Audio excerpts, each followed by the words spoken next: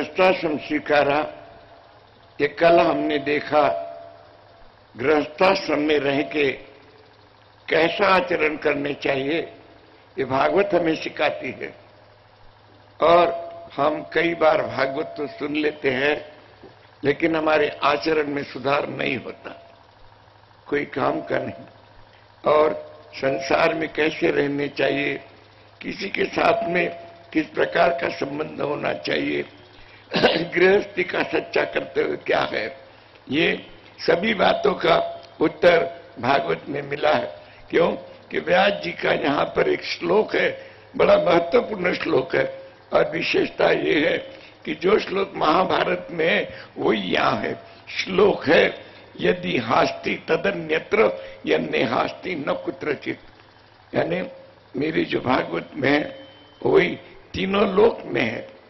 और भगवान स्वयं कहते हैं कि मुझे प्राप्त करना है तो क्या करो, वरना और जिंदगी में पैदा होते हैं, खाते हैं, पीते हैं, क्रोध करते हैं, लोभ करते हैं, लोगों को चाहे जैसा बोल देते हैं और एक दिन मर जाते हैं।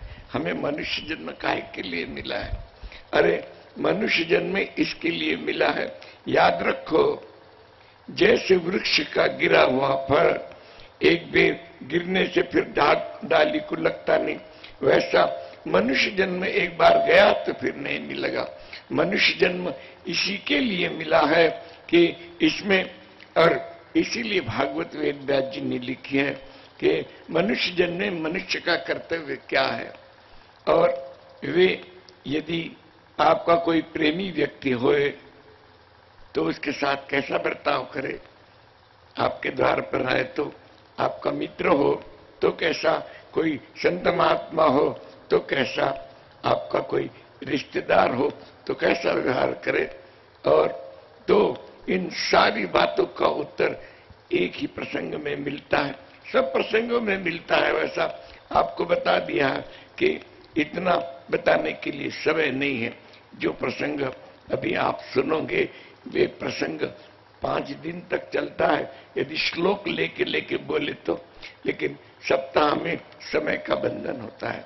आगे का गृहस्थी भगवान ने स्वीकारने के बाद में याद रखो भगवान की गृहस्थी कितनी बड़ी है, गृहस्थ का कर्तव्य क्या है ये भगवान स्वयं बता देते हैं। हमारे धन का क्या होने वाला है ये भगवान स्वयं तारीखा लीला में बता देते हैं। तो और वे गृहस्थी का कर्तव्य क्या है ये, और तो जो प्रसंग आगे आ रहा है। और सुखदेव जी महाराज को भागवत की कथा करते समय 2 बार समाधि लगी थी। एक बार ग्वाल बाल लकुटी कंबल सभी श्री कृष्ण बन गए थे तब, और एक बार सुदामा के प्रसंग में। दोनों के और 2 समय ऋषि मुनियों ने वेद मंत्रों का घोष करके समाधि उतार दिए थे।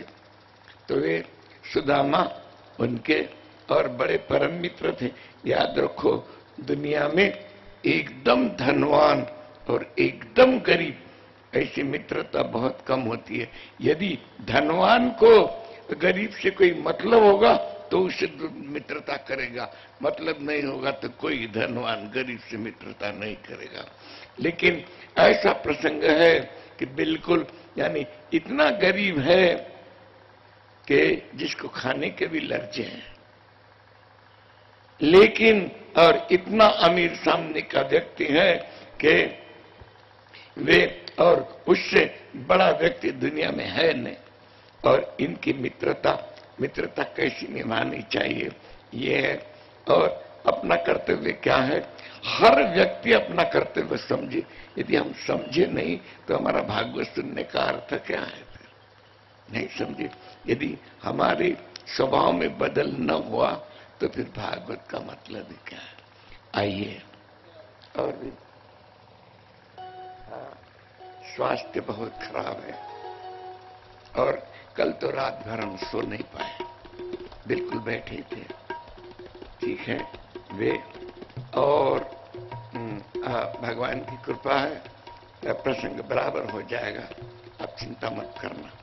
इतना ही है कि डॉक्टर को फोन करा बच्चों ने तो कहा कि दवा बरोबर लेते रहो, यदि पॉसिबल हुआ तो मैं भागवत में आ जाऊंगा। हो सकता है डॉक्टर साहब आ जाए यहाँ पर। तो वे अभी आप सबके और क्षमा मांग के दवा ले लो।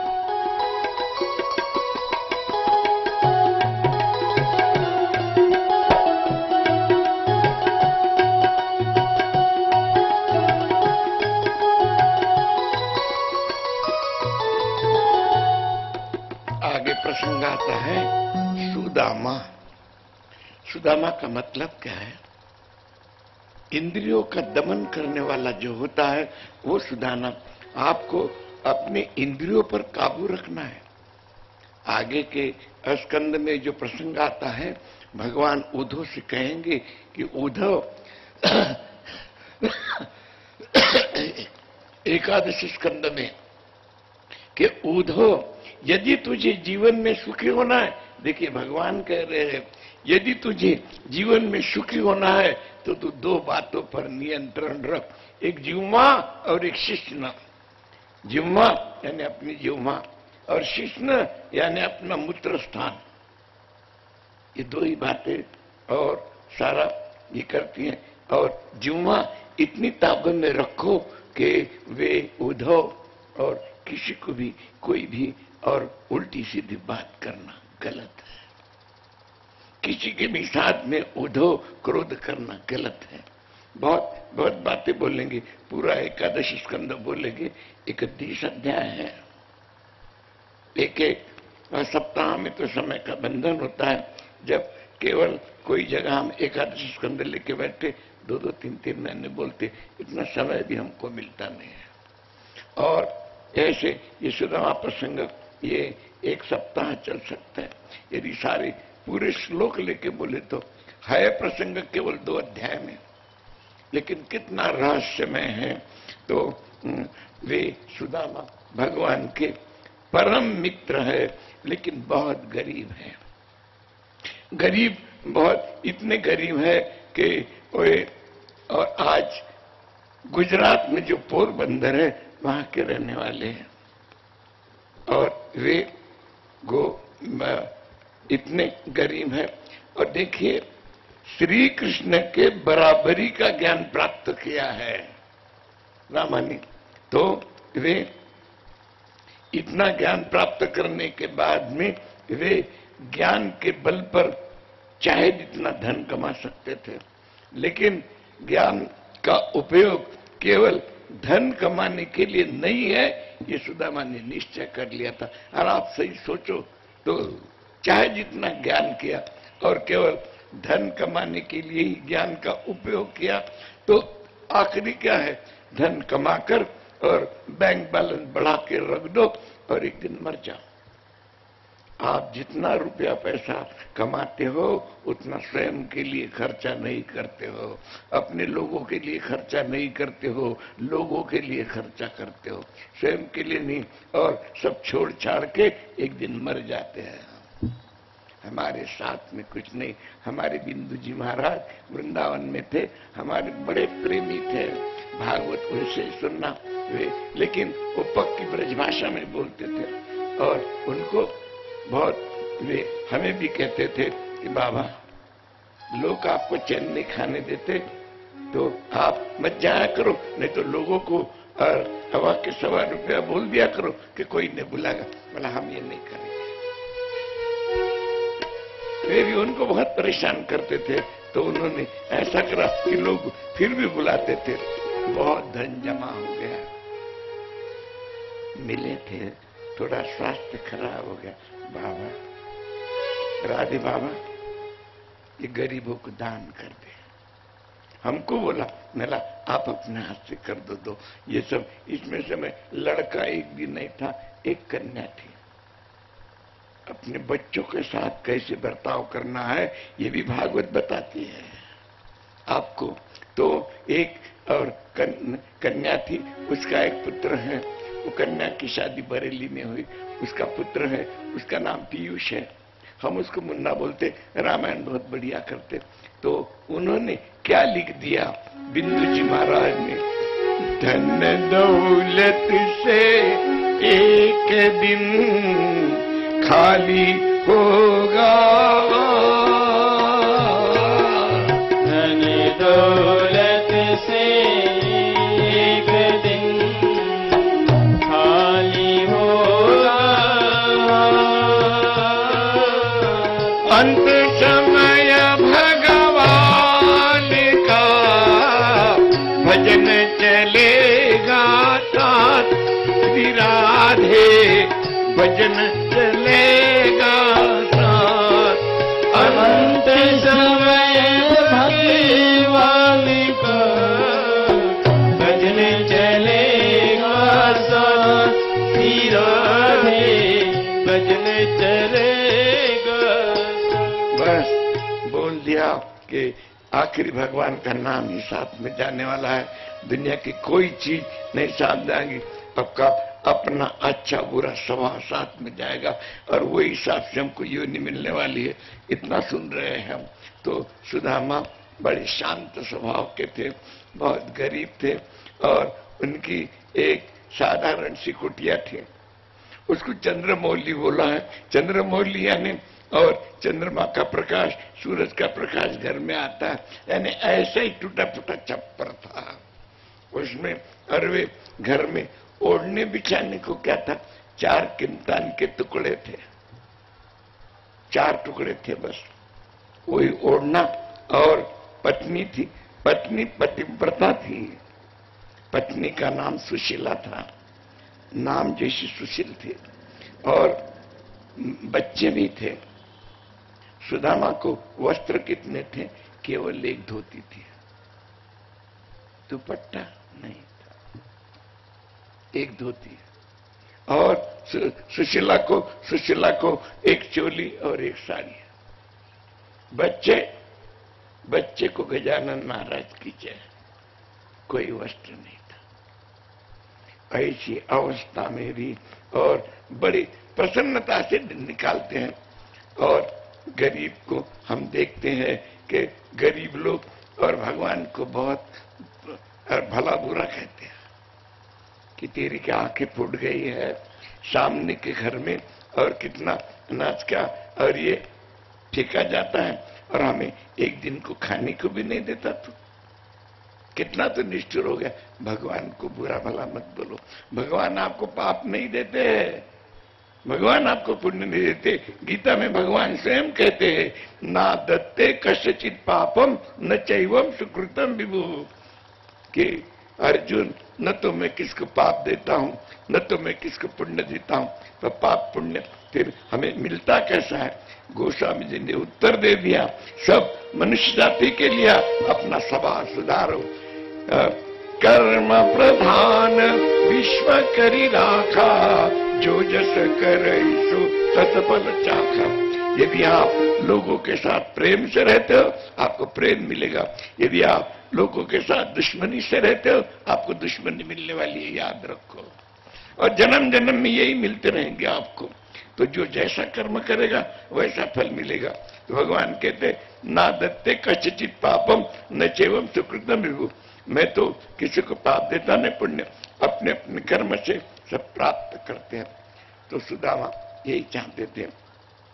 और घर में इतने, घर में क्या था, कुछ नहीं था, कोई शोपीस लगे थे क्या, नहीं, ये कुटिया। लेकिन आने जाने वाला रास्ते से जाता था ना, तो सुदामा के घर के पास 2 मिनट रुकता था, वहां प्रणाम करता था और चले जाता था। जहां शांति है, जहां प्रेम है, जहां स्वभाव एकदम शांत है, वहां भगवान का निवास होता है और वहां लक्ष्मी टिकती है। नहीं तो हमें प्रारब्ध के अनुसार लक्ष्मी मिलेगी, कब भाग जाएंगी, कैसी भाग जाएंगी, इसका कोई भरोसा नहीं है। आपको मालूम है, चाहे जितनी बड़ी लक्ष्मी को भागने को ज्यादा समय नहीं लगता और तुरंत भाग जाती है वो। और हर किसी की तिजोरी में एक छेद होता है लक्ष्मी को जाने का। तो वे कैसे चले जाती है और ये पता भी नहीं चलेगा। अन्य को भी देख लगती। यदि जहां भगवान का सम्मान हो स्वभाव में और सीधापन रहे तो लक्ष्मी तो भगवान रहेंगे, भगवान रहे तो लक्ष्मी रहेंगी, नहीं तो भगवान चले गए तो लक्ष्मी का को रहेगी। और फिर वे सुदामा के पास में भगवान थे, फिर भी और इतनी दरिद्रता में थे वे, इतना होने के बाद में कई दिनों भूखा रहना पड़ता था। ज्ञान के बल पर चाहे जितना धन कमा सकते थे, लेकिन सुदामा ने निश्चय किया था कि ज्ञान का उपयोग केवल धन प्राप्त करने के लिए नहीं करूंगा, ज्ञान का उपयोग मेरे भगवान के ही लिए करूंगा, मेरे द्वारकाधीश के लिए करूंगा बस। और करके सुदामा ने अपना अयाचित व्रत रखा था। अयाचित व्रत यानी कहीं कुछ मांगना नहीं। यदि अयाचित यानी याचना न करते जो मिल जाएगा उसे कहते अयाचित, यानी अपने आप यदि कोई ला देता है तो और वो ग्रहण कर लेना, नहीं ला देता तो भूखा। कहीं ऐसा कोई कभी ला देता था, कभी नहीं लाता था, कई दिन भूखो रहना पड़ता था। बच्चे भी भूखे रहते थे। बच्चों की दुर्दशा सुशीला से देखी नहीं जाती थी। बच्चे कहते थे माँ भूख लगी है माँ, अच्छा बेटा। पानी पिला देती थी, पानी पी पी के कब तक रहे। देखिए घर में धन बहुत है और पत्नी बढ़िया संसार करती है, इसमें कोई विशेषता नहीं है। बहुत धन है और अच्छा संसार करते हैं, इसमें घर में कुछ भी नहीं है और बढ़िया संसार होता है, इसको ज्यादा महत्व है। क्या था उनके घर में? कुछ नहीं था। और यदि सुशीला कैसी नहाती थी ये बताएंगे ना, हम नहीं बता सकते। ठीक है, तो वे बस ऐसे अयाचित व्रत था। एक दिन एक बच्चा थोड़ा मूर्छित हो गया, गोद में लिया कि बेटा थोड़ा जल पिलाया कि भगवान। बस प्रारब्ध क्या बोल रही है सुशीला? भगवान प्रभु द्वारकाधीश प्रारब्ध भुगतने दे, लेकिन प्रारब्ध भुगतने की शक्ति दे दे। क्यों? कि जो मिल रहा है, जो हो रहा है, वो प्रारब्ध से मिल रहा है। प्रारब्ध तो हस्किर को भुगतना ही पड़ेगा। प्रारब्ध क्रियमान और संचित, ये तो भुगतना ही पड़ता। तो प्रारब्ध भुगतने की शक्ति दे। एक दिन और सुदामा के पास में गई दरिद्री व्यक्ति की पत्नी अपने पति को बहुत बोलती है, यदि कुछ करना नहीं था तो मेरे साथ में शादी करके आपने मेरा जीवन क्यों बिगाड़ दिया? संभालो अपना घर, मैं बच्चों को लेकर चली जाती हूँ, मैं कुछ भी काम करूंगी।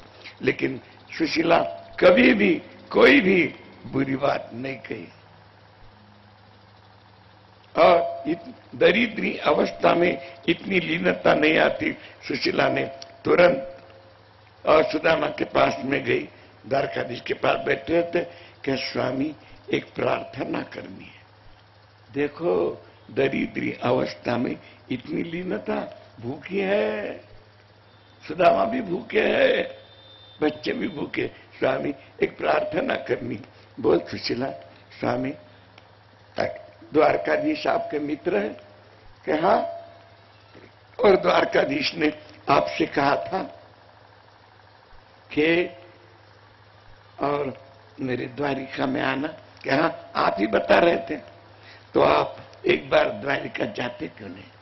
सुशीला द्वारिका जाकर द्वारकाधीश को क्या कहूं कि मुझे खाने के लिए दे, मुझे और रहने के लिए अच्छा मकान दे, मुझे ओढ़ने बिछाने के लिए दे।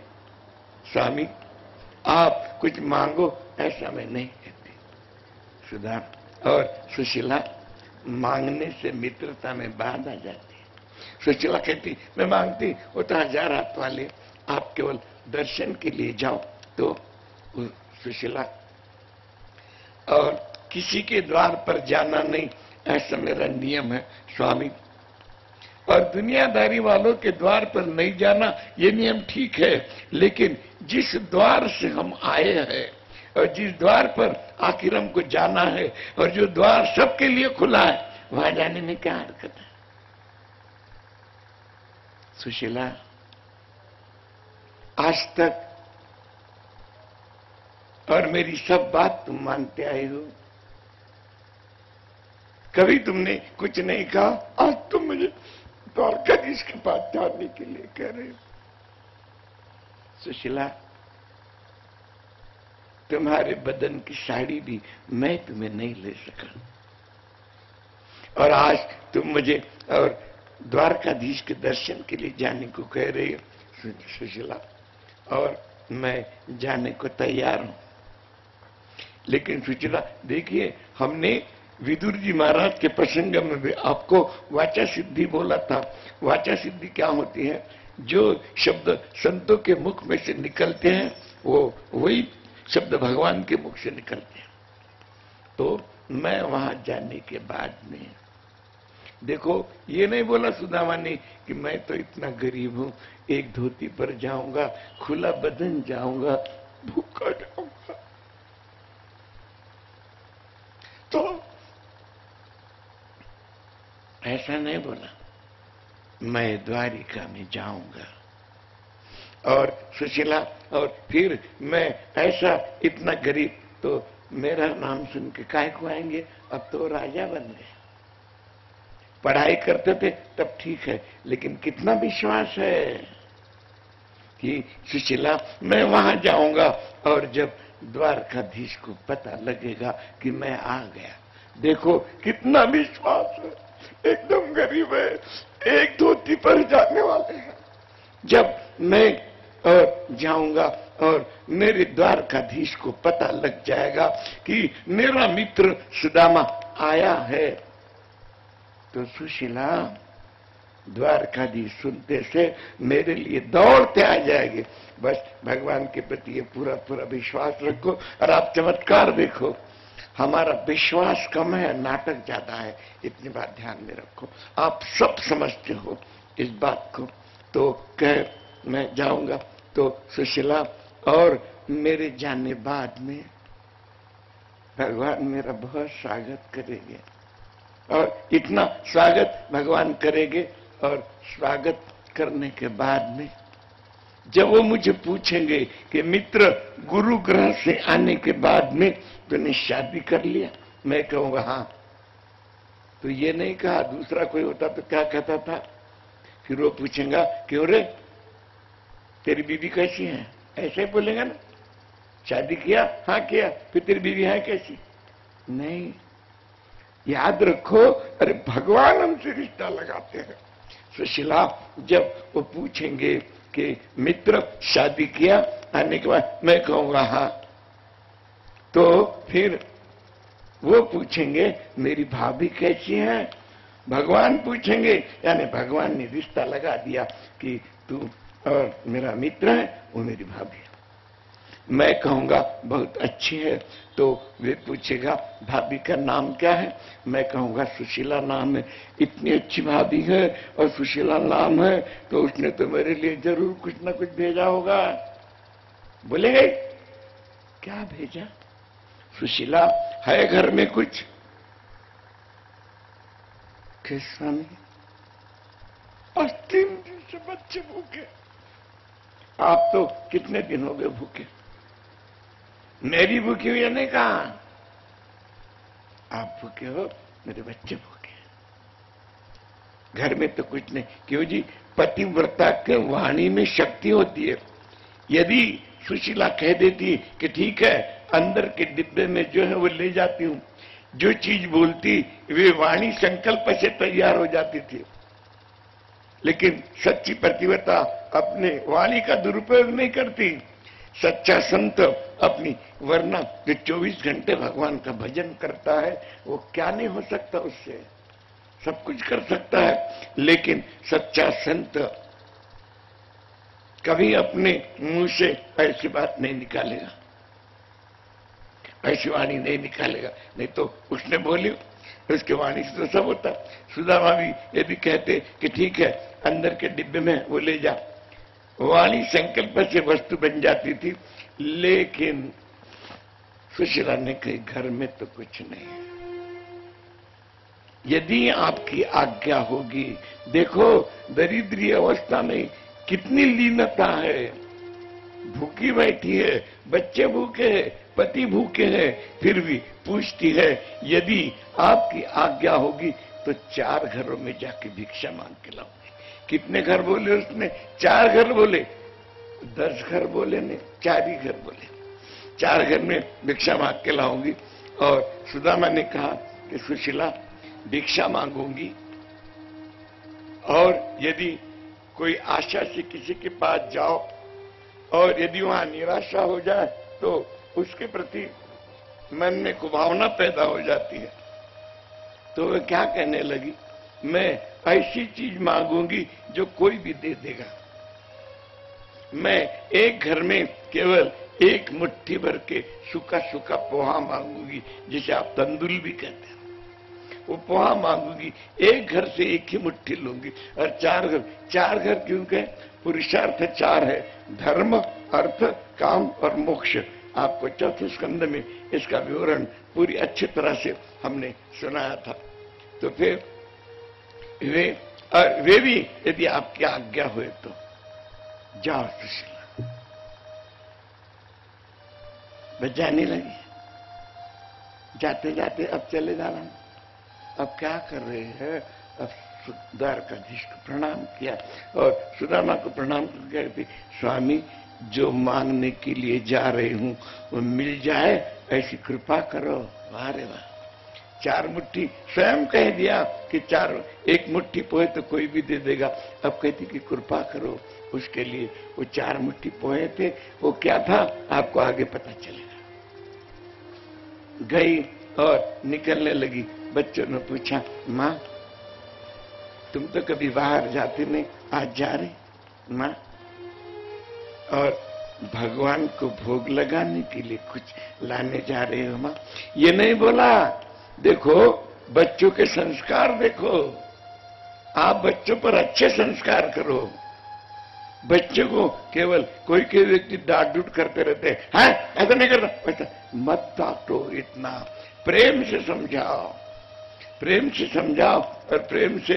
वरना आज तो भगवान बच्चा आपकी डांट सुन लेंगे लेकिन कल आपके बस में रहने वाले नहीं है, याद रखो। वे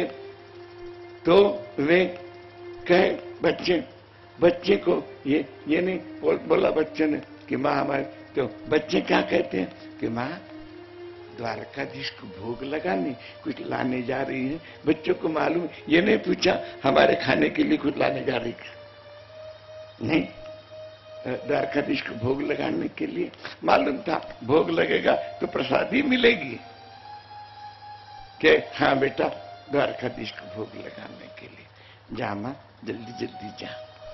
वहां कपड़े बदलना था या क्या करना था। गई सुशीला और जाते जाते और एक ही वस्त्र हाथ में, और कभी बाहर नहीं निकलती थी। और जब बाहर निकल, कभी भी आपके घर के बाहर आप जाओ, चाहे आपका स्वयं का मकान हो चाहे किराए का मकान हो, आप और पहले जाके अपने भगवान को प्रणाम करो और बाद में और वे भगवान पे पूरा विश्वास रखो। केवल मूर्ति ऐसा समझोगे कोई फल नहीं मिलेगा आपको।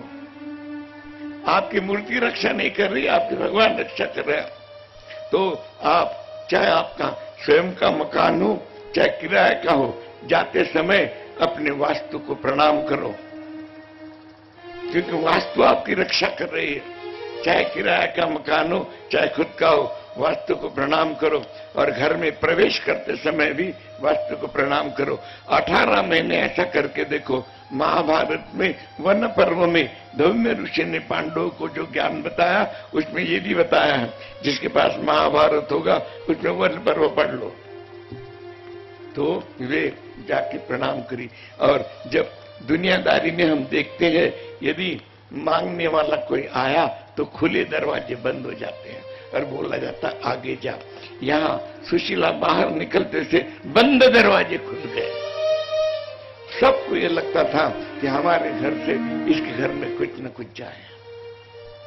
एक व्यक्ति ने अच्छे नए नए वस्त्र और निकाल के रख दिए, पुराने फराने नहीं, फटे टूटे नहीं, बिल्कुल नए वस्त्र और सिले हुए, नए सिले हुए, किसी ने पहने हुए नहीं। किसी ने अनाज निकाल के रखा, किसी ने बर्तन निकाल के रखा। एक ब्राह्मण स्त्री, उसका सोने चांदी का काम था, उसने मंगलसूत्र, सुशीला का श्रृंगार क्या था, एक साड़ी थी, हाथ में एक एक कांच की चूड़ी थी, कानों में कुछ नहीं, बालों में कई दिन से तेल रहता ही नहीं था घर में, और वे गले में मंगलसूत्र एक फूटा मनका भी नहीं था, केवल एक काली माला थी, काले मनके की एक माला थी। तो उस ब्राह्मण ने सोची कि बेचारी को एक मंगलसूत्र आज निकली है तो पहना दूंगी। निकल गई और जाते समय और एक श्लोक सुखदेव जी बोलते हैं, या चित्वा चत्वारि मुष्टिन ब्रह्मन पृथक तंडुलान। सुखदेव जी महाराज ने कहा कि सुशीला जा, सुदामा सुखदेव जी महाराज के शब्दों में कह रहे, 4 ही घरों में जाना और पृथक तंडुलान, यानी एक एक के घर में एक ही मुट्ठी लेना, एक घर से 4 मुट्ठी मत लेना।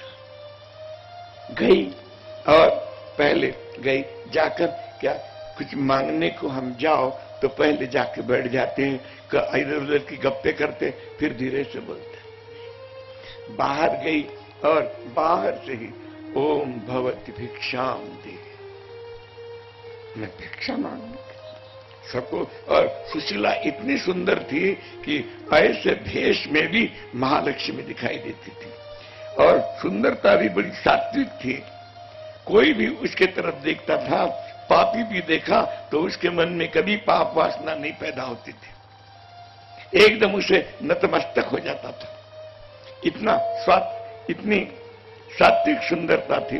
पहले घर गई और ब्राह्मणों के घर में गई, पहले घर गई, वहां से और कहें एक मुट्ठी मुझे तंदूर पोहा दे दो। क्या सुशीला जी पहचानते तो सब थे कि एक मुट्ठी क्यों, पोहे के 4 डब्बे भरे, एक डब्बा ले जा। आपने डब्बा लौटा के नहीं दिया तो भी चलेगा। क्या नहीं, मुझे केवल एक मुट्ठी चाहिए, मुझे मेरे द्वारकाधीश के भोग के लिए चाहिए। अचंभा लगा, बच्चों को भूख लगी होंगी, अरे खाने का डब्बा दे दे तू, बच्चों को ले आओ यहाँ पर। नहीं, एक मुट्ठी दिए, वहां से थोड़ा काला दाना था, हाथ में लिया ऐसा। ये भी होश नहीं रहा कि साड़ी में ले लो, कभी गई नहीं, पहली बार गई और हाथ में ले ली। दूसरे घर गई, वहां से भी और थोड़ा लाल दाना मिला, तीसरे घर में लाल, और चौथे घर में गई, वो भी ब्राह्मण का घर था और संतों का घर था। और वहां जब गई तो घर के लोगों ने बोला अंदर आओ, और संत ने स्वयं बोला अंदर मत बुलाओ उसको। संत ने प्रणाम किया, संतों ने प्रणाम किया, जो महालक्ष्मी है, प्रणाम किया और के ओम भवति भिक्षाम दी। एक मुट्ठी बिल्कुल सफेद चावल लाए, तंदूर पोहा लाए। देखिए ऊपर सफेद है, बीच में लाल है और नीचे काला है। ये क्या है? सत्वगुण, रजोगुण और तमोगुण, तीनों गुण और त्रिगुणात्मक पोहे द्वारिका में जा रहे हैं। वह हाथ में ले ली। और जब लौटने लगी तब जिन्होंने वस्त्र निकाल के रखे थे और बर्तन निकाल के रखे थे, कपड़े निकाल के, अनाज लेके मिल गए। सुशीला जी देखो हमने क्या क्या निकाल के रखा, ले जाओ। सुशीला ने कहा अभी कोई वस्तु की जरूरत नहीं, सब चीजों की जरूरत थी, अब कोई जरूरत पड़ेगी मैं अवश्य आऊंगी। वो ब्राह्मण स्त्री आई, उसने सोने का मंगलसूत्र लाया। बेटी जानती थी उसको, इतना मंगलसूत्र गले में पहन ले। दूसरी होती तो क्या कहती थी, आपका तो सोने चांदी का काम है, एक एक चूड़ी भी बना देना था साथ में। लेकिन सुशीला क्या कहती है कि मां ये पहनने की मेरी पात्रता है, लोग क्या कहेंगे? यदि आज मैं सोने का मंगलसूत्र पहन के घूमूंगी तो लोग कहेंगे और मेरे नीति को लांछन लगाएंगे। खाने को तो है नहीं और सोने के मंगल के तो माँ नीति को लांछन कर लगने वाली कोई बात मैं नहीं करूंगी। आपके गले में शोभा देगा, मुझे क्या करना है? माँ मुझे क्षमा कर दो। अरे देने वाली थी, उसको प्रणाम कर लिया, उसके आंखों में आंसू आ गए कि कितनी निरासक्त है। आ गई, घर में आई, वास्तु को प्रणाम किया और घर में प्रवेश किया। बच्चे देखने लगे, माँ क्या लाया माँ? अचंभे की बात यह है कि बच्चे पोहा भी नहीं पहचानते थे। घर में कभी आया ही नहीं तो क्या पहचानेंगे? कि माँ इसको क्या कहते हैं? बेटा इसको पोहा कहते हैं, तंदूल कहते हैं। माँ ये खाया करते हैं? कि हाँ। कि माँ जल्दी जल्दी भोग लगा और भोग लगा और प्रसादी फिर हमको दे। बेटा ये भोग यहाँ नहीं लगेगा, ये द्वारिका में जाएगा। बच्चे कहने लगे, माँ तू द्वारिका जा रही है?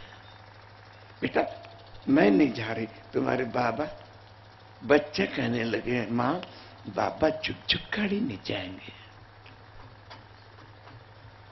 बेटा और मन में कह रहे हैं, बच्चे कह रहे हैं, माँ झुक झुक गाड़ी तो हमने कभी देखी नहीं है। मन में कहती, बेटा तुम्हारे पिता ने नहीं देखा तो तुमने कहां से देखा? जब गुरुग्रह गए थे सुदामा तो पैदल गए थे, गुरुग्रह से आए थे तो पैदल आए थे। तो कहे, माँ दिखा रहता? हाँ बेटा। तो कह आई सुशीला और बताया कि ये ले आए हाथ में। कह सुशीला ये काय में बांध के नहीं लाई? अब होश आया, अपनी साड़ी का आंचल खींचा और फाड़ के सुदामा ने कहा, क्या करते हो? और अब तंदूल देने के लिए, पोहा देने के लिए वस्त्र फाड़ लेती हूं। कह सुशीला रुक जाओ, आज तक मैं तुम्हारे लिए एक साड़ी भी नहीं ला सका। मैं फाड़ू, मैं अपने वस्त्र में बांधूंगा। अपनी धोती सारी गल गई थी, एक ही धोती रोज रोज धो लेना, पहन लेना, ऐसी खोले उसको दुगनी करे, उसमें बांधे और वो जो पुटली थी वो बगल में रख दी, बगल में रख दी। पौष का महीना था, ठंड के दिन थे। पौष शुक्ल सप्तमी के दिन सुदामा जाने के लिए निकले। अब जब जाने के निकले, बच्चों को कहा प्रणाम करो। कहीं पे भी जाते हैं तो ऐसा एक शास्त्र वचन है कि दही शक्कर खा के जाने से काम बन जाता। सोचा तो दही शक्कर कहां से दूं? एक कटोरी में, फूटी टूटी कटोरी में थोड़ा सा जल लिया।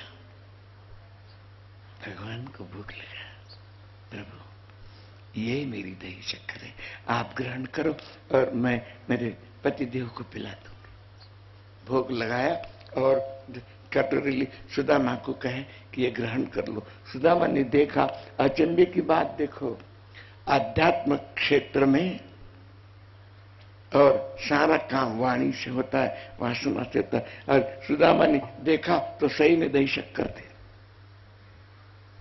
सुदामा ने कहा, सुशीला दही शक्कर भी मांग के लाई हो? फिर स्वामी मैंने मांग के नहीं लाई। द्वारकाधीश के पास, द्वारकाधीश मेरे पानी को तुमने दही शक्कर बना दिया। और वे सुदामा ने क्या कहा, सुशीला तुम भी एक खाली उंगली लेके चटा ली। क्या सुशीला तुम भी थोड़ा सा ले लो। आज्ञा दी, उसने ले ली कि बच्चों को पिला दो, बच्चों को पिला दिया। जाने लगी। तब सुशीला ने देखा, अरे इतने दिन के भूखे, बूढ़े तो नहीं थे, श्री कृष्ण के बराबरी का आई थी, हाथ में लकुटी दे दी और तुरंत सोचा कि यदि भूखे पेट है, रास्ते में कहीं गिर पड़े, कहीं और प्यास लगी तो क्या करेंगे? क्या स्वामी आपको ऐसी अवस्था में जाना कैसे बनेगा? बन जाएगा, मैंने कह तो दी। हाँ सुशीला, आप वरना यहीं पे भोग लगा देंगे कि नहीं सुशीला अब जाने का नाम लिया, जाने दो। यदि सुशीला रास्ते में कुछ हो जाए, क्या बोल रहे देखो, रास्ते में कुछ हो जाए तो बच्चों को संभाल लेना। अब वाणी अपने वाणी का सदुपयोग करती है पतिव्रता, स्वामी